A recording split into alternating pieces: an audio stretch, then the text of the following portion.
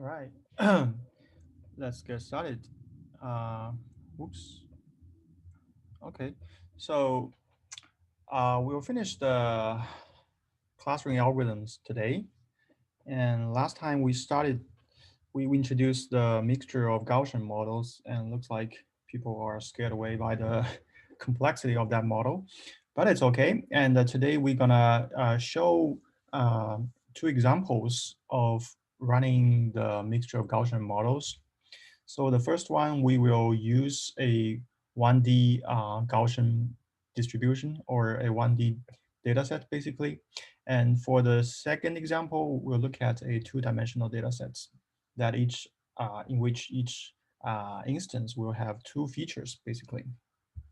Okay, so let's review the method, the algorithm a little bit.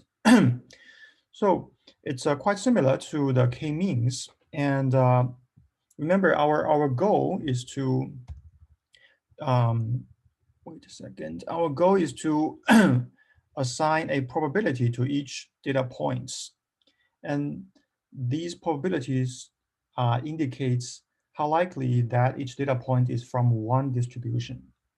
And say we have k distributions um, in total, and so for each data instance or data points, we need to assign k probabilities. So we will initialize all the parameters, all the phi's, all the mu's, and sigmas with random number. And we will repeat two steps repeatedly. And these, what's being repeated is quite similar to the k-means algorithm. Then the first step is to is called the expectation, in which we compute the expectation of which distribution that this specific data instance should come from. Okay, and this expectation is basically described by this posterior probability, which is the conditional probability of that data points belongs to distribution J given that data points. Okay, and in details, it is computed by the ratio of the likelihood. Okay, and in the numerator, this is the likelihood of the data's of these data points given the parameters mu j and sigma j, which are the parameters for distribution j. Okay, and what's in the denominator? It's the summation of all distributions. So the denominators is just for the normalization purpose. Okay, so we will have a bunch of wj's, and j is from 1 to k. So we have that many wj's to compute for each data instance. Okay, so given that posteriors w's computed, we can do the maximization step, which is to update all the parameters, including the phi's, including the mu's and the sigmas. Okay, and the mu's is the weighted summation, weighted average of all the data points, right? And the sigmas is the weighted average of the variance of all the data points. And the phi's is the average values of the posteriors, WJs, okay? So that is the code, that is the pseudocode or the procedure of the EM method for running the Gaussian mixture models. And it's quite similar to the k-means procedure. And you can think of this computing the closest centroid for each data point is also a expectation step. But the only difference is that in k-means, we need to make a hard decision. We must find one of the closest. We must find the closest cluster rather than a bunch of probabilities. And in the maximization step, you will also update the new positions for the positions for the new centroids for each clusters. Okay. All right. So now let's use a 1D Gaussian model to showcase as a simple demonstration of how these mixture of Gaussian model runs.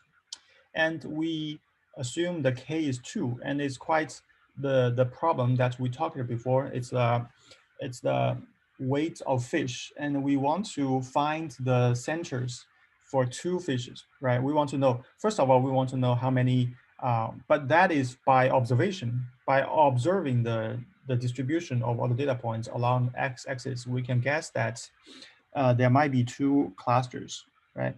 But our goal is to find the mean values, the standard deviations for the 2 clusters, right?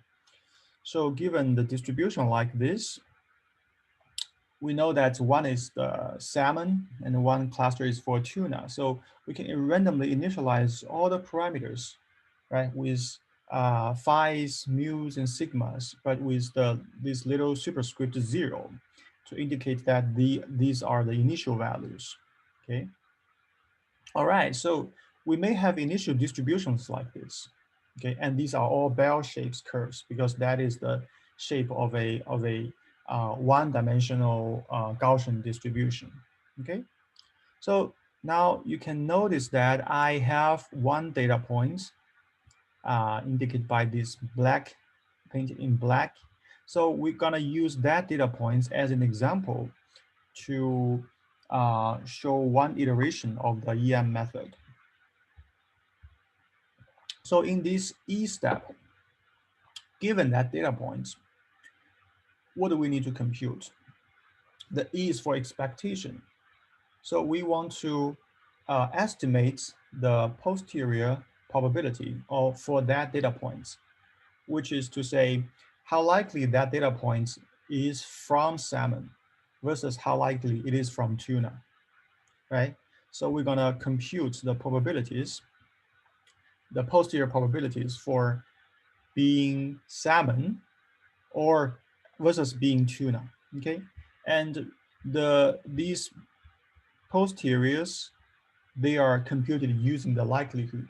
And the computation of likelihood needs to use the initial values for the phi's and the phi's and the mu's and the sigmas, okay? So but since the initial values, they don't contain any information, it's just from random guess. So we shouldn't trust this initial guess too much, okay? But they are better than nothing. So we will rely on this initial guess in the E step to update the parameters. Okay, so what you can notice is that the probabilities, the likelihood of data points for being a salmon is higher than the likelihood of being a tuna, right? So that means that gives us some information, okay?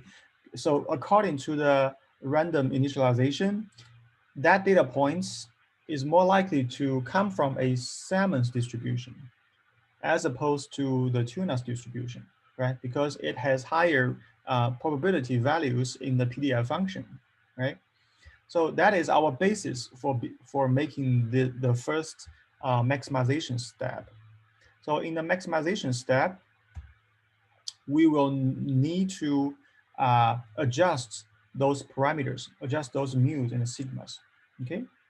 So another piece of information is that if you look to the left of these black points, all the data points to the left of these black dots, these points on the left, they also tend to have larger posteriors in salmon as opposed to tuna, right? Because they are even to the left side of this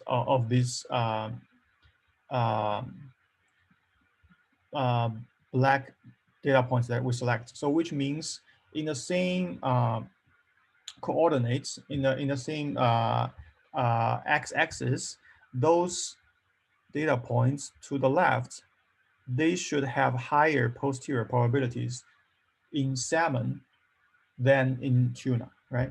And also to the right of these data points, they also tend to have larger posterior probabilities in tuna than to salmon, okay? So now we can use this information to conduct the maximization step, which is to adjust the values for mu and the sigmas. Okay, so the mu's, the new mu's will be the weighted average of all the data points given by the weighted by the posteriors for salmon, right?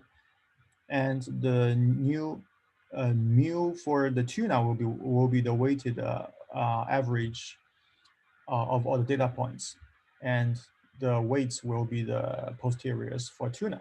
Okay, so notice that we have new we have a updated subscript, updated superscript, because this will be the mu's that will be used in the next iteration. Okay, so we update those mu's, and the sigmas and the phi's correspondingly, but due to space, we only show the mu's on this slide. Okay, so these mu values indicates different shapes of the distribution, right? Remember, the mu's will define the central points of a bell-shaped distribution. So that means the the curve, the two bell curves will be moved towards different positions, maybe by a little bit offsets, but they will be in a different positions. And the general tendency is that the orange distribution for salmon will be moved towards the left, and the blue distribution for tuna will be moved towards right, because the majority of the salmon-like data points are to the left of the current black data points. Okay, so in the next iteration, remember, can you notice the difference here? The orange is moved to the left, and the blue distribution is moved to the right. Okay, so that is one distribution done, and we will do the same thing. So now, if we focus on this same data points here, we can see that the differences between two posterior probabilities is even larger, right? The posteriors for being salmon is now 75%, 0.75. It's larger than 0.25. And the 0.25 is the likelihood of being tuna, okay? So now we can do the same thing until we have reached a point that the two distributions are will no longer change. Okay, until all the parameters and the sigmas will never change. And that is done. When that is done, then we are done with fitting this mixture of Gaussian models. So in these final plots of the results, we can see that um, the data points that is closer to the center of the distribution, I painted them with more solid colors, right? Because they have higher probabilities or higher likelihood being within such a within the current cluster or within this distribution. And those that are farther away from the center but are closer to the margin areas, for example, these data points, they are in the shallower color, because for those data points, they have higher distributions. For example, the likelihood or the posteriors probabilities for these data points with shallower color, it may be lower, right? It's just 77% being a salmon, but it still have 23% being a tuna. So this difference between the posterior probability will be even smaller for those data points that are farther away from the centers. Okay, but for those in the middle, um, the probability differences is larger. Okay, so now given these posterior probabilities, we can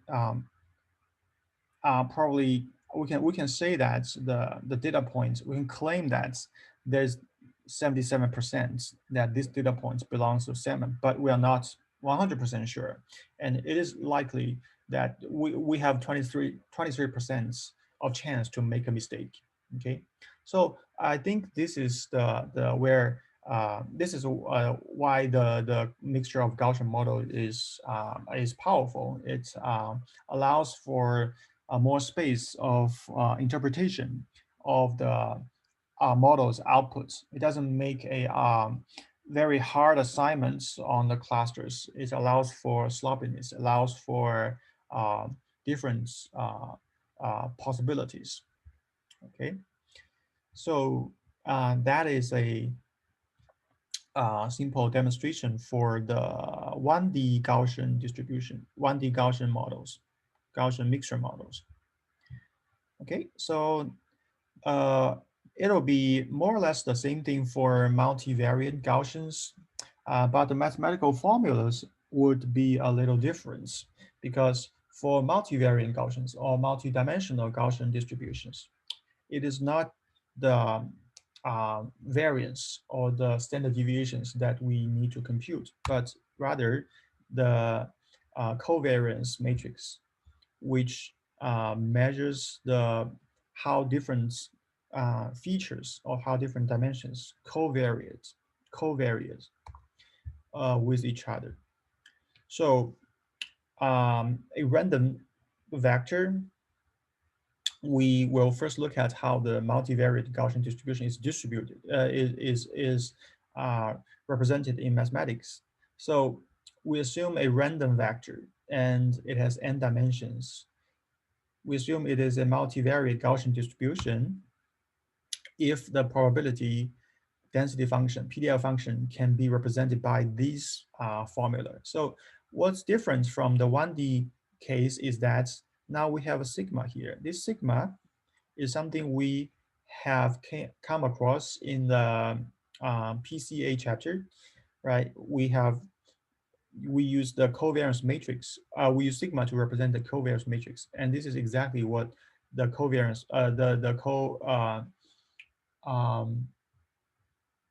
the covariance matrix is. Okay, and this is the inverse of the covariance matrix here, and the x minus mu here, they are represented by vectors. They are not scalar numbers here.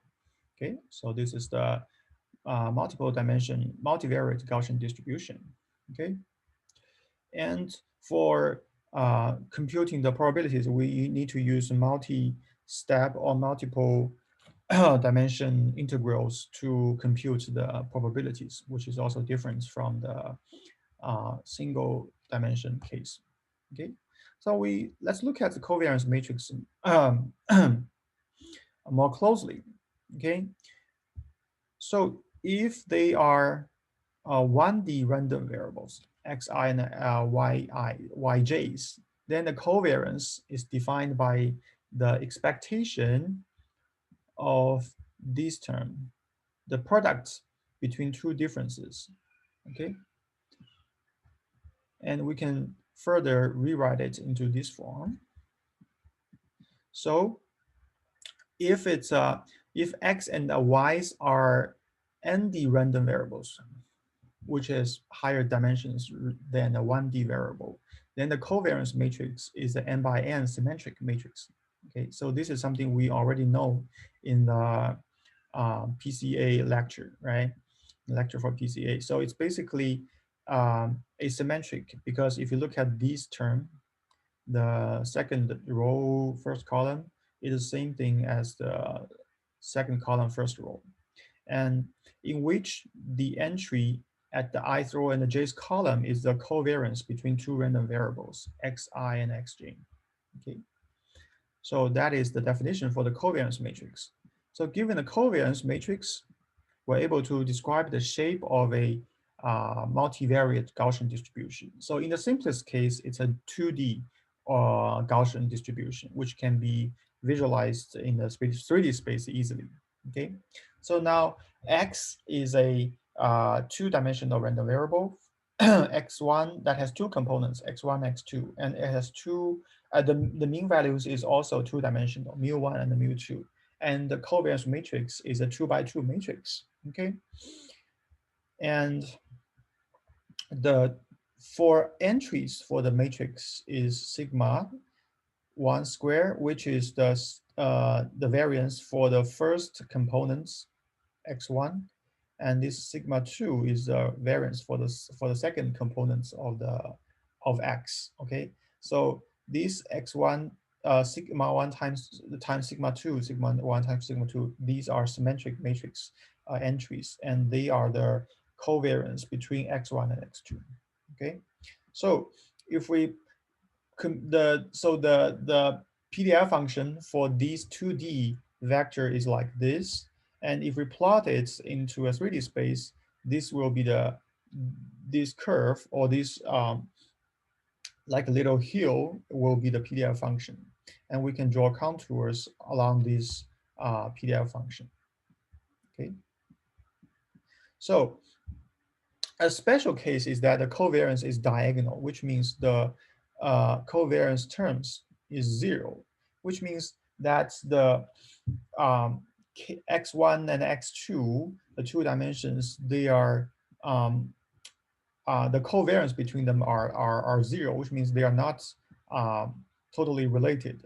Okay, so we can draw a bunch of mathematical inference from the inverse of a diagonal matrix, right, into such a form, which means it is basically the product of two probabilities, right? Which means the two variables are independent, because the joint distribution can be represented by the product of two distributions, or of two probability distributions. Okay, which means they are independent, purely independent 1D Gaussian distributions. Okay, and if we look at the contours of this special type of um, independent two variables, it will be like ellipse. Well, if it's not a circle, then these two variables. So in this case, the covariance matrix, it is symmetric. So it looks like in a 2D space, it looks like this way. Okay, but if the covariance matrix is not diagonal, which means there's non-zero along these non-diagonal elements, then the shape will be squeezed a little bit. Okay, but anyway, the shape of this PDF function is always a ellipse. Okay, so in the case of independent variables, it'll be like this on the left, and if the two variables are not independent, oops, it'll be something like on the right. Okay, so these are the basics for multivariate Gaussian distributions. And the algorithm for the EM methods in multivariant Gaussians will be pretty similar to those of 1D dimensions. And the only difference is that now we need to use the covariance matrix instead of the sigmas. Okay, so these covariance matrix for the J's distribution is different from its two notations. So the outside, the sigma notation here is the summation of all distributions. Okay, these two are different. And in the maximization step, we will need to compute the same thing. Okay, so the sigmas, the new sigmas is computed like this, and it's the multiplication between two vectors, not instead of two scalar numbers. Okay, and for phi's. So it's basically the same thing. The difference is that we have a covariance matrix rather than the sigma, or rather than the standard deviations. Okay, so now lastly, let's look at this simple example of learning a mixture of 2D Gaussians. And we will still start from a random initialization. So given this group of data points on the 2D space, so by observation, we can determine that it looks like there are two distributions in the data sets. So we can randomly initialize two 2D Gaussian distributions, which will draw two ellipses along the on this 2D space, and these two ellipses are the contours of the dimension of the 2D Gaussian distributions. So we have phi 1, phi 2, mu 1, mu 2, and sigma 1, sigma 2 determine the shapes of this ellipse. So for each x data point, xi, we should compute the uh, posterior probabilities for being the first distribution as versus the being the second distribution. So we will need to use this W1, W2 to estimate the new, to update the parameters. And according to this particular example, we can see that the data sets on the left, data points on the left, they have larger uh, W1s, which means they are more likely to belong to the blue distribution, okay, because the posteriors have higher values for W1. And for those data points at the top, they tend to have larger posterior probabilities W2 because they are closer to the orange distribution, okay? So we can use this information to update the parameters, both the mu's and uh, covariance matrices. And notice that the mu's themselves are not scalar numbers, but are vectors because it's a 2D space, okay? So similar to the 1D example, after we have updated the parameters mu's, those ellipses will be moved towards the target data points a little bit by a little step, okay? The blue ones will be moved towards left and the orange ones will be moved towards upwards. So when the model converges, the results will be like two ellipse that fits the data, okay? And we can observe that the closer the data points are to the center of the ellipse, then the colors, the probabilities are more pure, okay? So for these dark colors here, they have higher posterior probabilities for being in the for being in this orange distribution. But for these in the towards the center of the blue distribution, they tend to have higher posterior probabilities. And for those that are farther away from the center, similar to the 1D dimension, because they are farther away from the Gaussian distribution, they tend to have lower distribution. They tend to have lower posterior probabilities. Okay, so the shadow blue color, which also means they have a they also have a possibility to belong to the orange distribution. Okay, so that is the demo for the 2D Gaussian mixture of Gaussian models. So if we look at another complete example showing how the probabilities change during the iterations of training a model, we can see that at the beginning, the models, they are quite, the probability distributions for each data points, they are quite diverse. Like, because initially the ellipses are randomly drawn, right? But as the model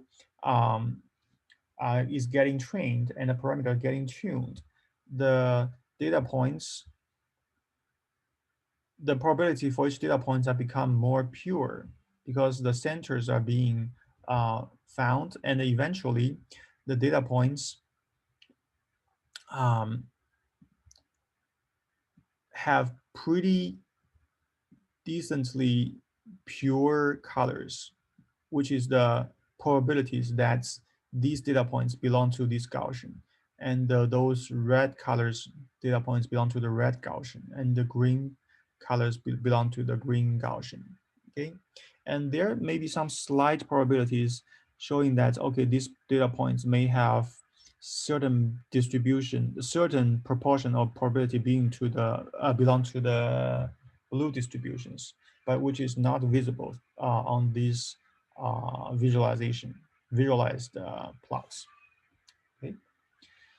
So I think we are done with the mixture of Gaussian models. And today I'm gonna end the class earlier. So next week will be our last lecture, our last lecture week. And the plan is to um, use Tuesday as the for a special topic, which I'm going to talk about generative models. And part of it is quite related to the mixture of Gaussian models, because when it's a generative model, we need to take some distributions and randomly draw some data from that distribution. And then those data will be further used to refine the parameters of the models. And on Thursday's class, we will do a review for the finals. So um, we'll talk more about the final exams on next Thursday's class. Okay, so I think that's it for the lecture today. And if you have questions, you can let me know now or by email later. Let me stop the video recording.